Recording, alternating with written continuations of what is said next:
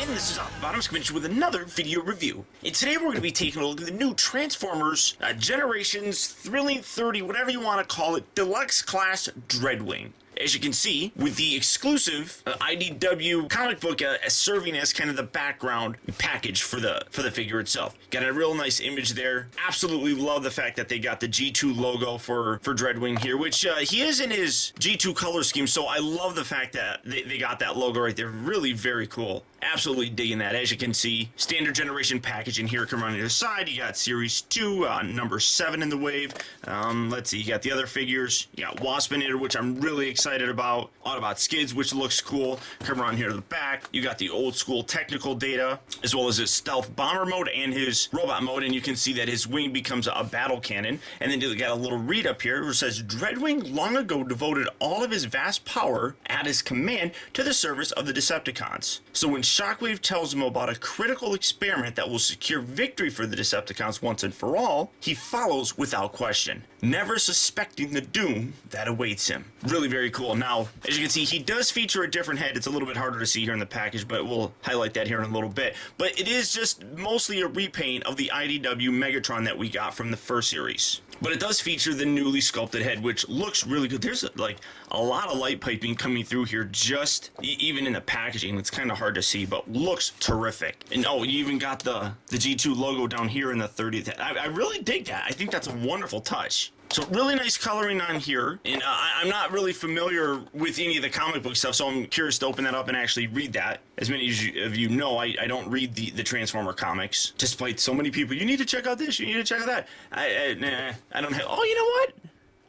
Wow, I just noticed that he's actually got the same G2 logo actually printed on his chest. You can see it even right there. That's really cool. I like that. But yeah, I don't read the comic books. I don't want to say that I don't have time. It's just I never really get into them too terribly much. So that's about it for the packaging for the guy. So without further ado, let's get Dreadwing open and see how cool he actually is. Alright guys, so here we have Dreadwing open up and out of its packaging. And like I said, he does come with a comic book for, which is a really interesting read. As I said, I'm not a very big comic book reader, but one thing that I've really kind of noticed is that this comic actually more or less focuses on Shockwave than actually Dreadwing. I mean, Dreadwing is in it. Shockwave, I'm not going to tell you too much about it, but Shockwave is leading Dreadwing to a place and then proceeds to basically tell him the story of how he became Shockwave, or the Shockwave that we know for the most part. And then the ending is rather kind of interesting. So, really interesting read. I did really actually enjoy it. But like I said, it's more of a Shockwave story. But as for the figure, as you can see, this is what we're looking at.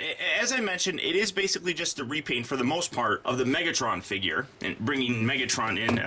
He detached right there. Nah, everything's falling apart now. As you can see, like I said, they are the stealth bomber sort of thing. One thing that I am noticing that the railgun sort of thing works a lot better in terms of the paint here on Megatron than it actually works here. More so because like the red really kind of bleeds through, so it gives it a different color, so that you can see that a little bit better. I love the red. I mean, you had the purple on here, but you got the red on Dreadwing, and it bleeds through so much that I think it really kind of warps the color of this purplish bluish paint job on here. I like it, and I really dig how it's not as filled in terms of the paint. Like for example, you got Megatron and you got that here, and it kind of blends in nicely.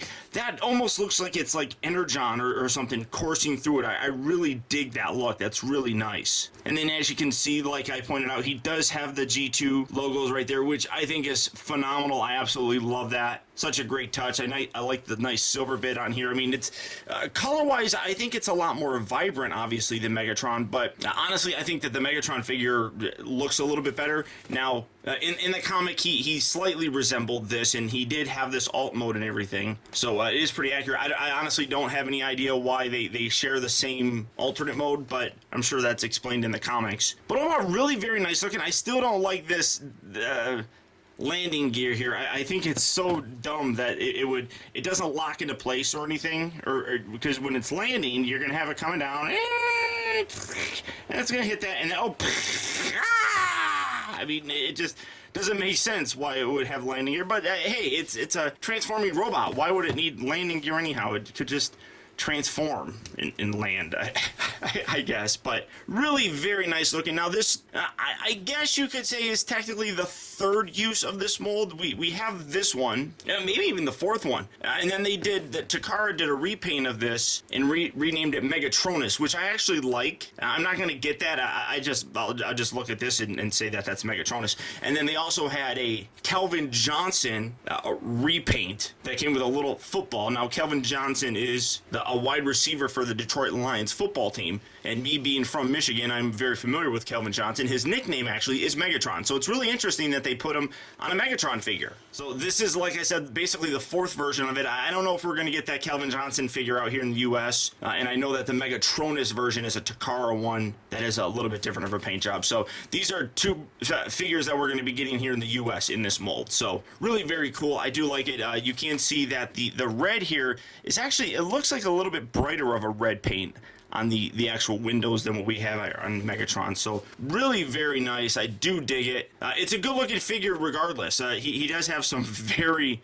bright kind of all spark blue limbs and extra bits underneath. So really a very cool looking figure. I do totally dig it. Now, because we've taken a look at this before, and we don't need to cover the transformation, so if you are interested in figuring out how to transform this, or if you need help with that, down in the video description, I'll have the link to my original review of the IDW Megatron. You can get those instructions if you really need it. It's actually pretty simple to do. So that's about it for the vehicle mode here. So doing some of my movie magic, we're going to go from Dreadwing here in his vehicle mode to his robot mode. And one thing that I do have to tell you is you may notice some kind of weird coloring going on. Going back and editing some of the video actually for this, I noticed that the coloring was way off. The main color on him was coming across very blue, so I had to go in and do a lot of color correcting on it, and it kind of made other things look a little bit weird, like my hands looked a little greenish. So hopefully you're getting the true color here, because it really wasn't as blue as it was looking. And if you don't notice it, then I did a pretty good job of fixing that color correction. But here you have the figure, and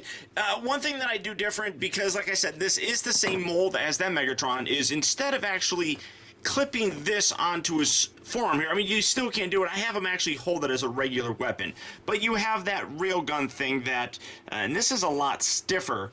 You rotate this down, and you can extend this all the way out like so. You can still do that here, and like I said, you can, if you want to, peg that right on the side, create that Megatron look if you were really all that interested. And the other thing that I do is these little flaps right here, usually on my Megatron, and honestly I don't remember if I did it in the review of Megatron, these can actually fold down, and that's how I keep my Megatron. But for this guy, I take these and I kind of angle them out. They're on little hinges so they can do it, but it just gives it a slightly different, more unique profile, I guess.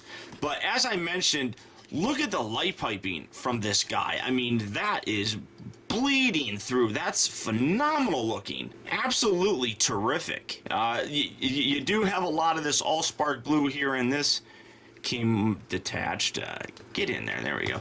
And that's kind of a funky color, I guess, but looks pretty cool. Now, one thing is he really does, maybe it's the color and the way that his face sculpt is, because his face sculpt has a very kind of depth charge look, but he kind of reminds me of Depth Charge, I guess, the old Beast Wars guy. It kind of has that look. So predominantly it's a lot of it is in the head, and that it's on a ball joint. It's very stiff. So let me zoom in and show you the face here. Like I said, terrific light piping, but he really does have a very similar face sculpt, I think, to that Depth Charge character. Get that sideways, like so that where you have the mouth kind of coming out a little bit, like they're, I don't know, a little breathing apparatus or whatever. But really very cool. I like it. And again, really nice G2 logos right there. Absolutely love that Decepticon logo on there. That's really cool. I'm so thrilled that they actually put that on there. It's really neat. Now for a comparison, because they are the same mold, here is Dreadwing.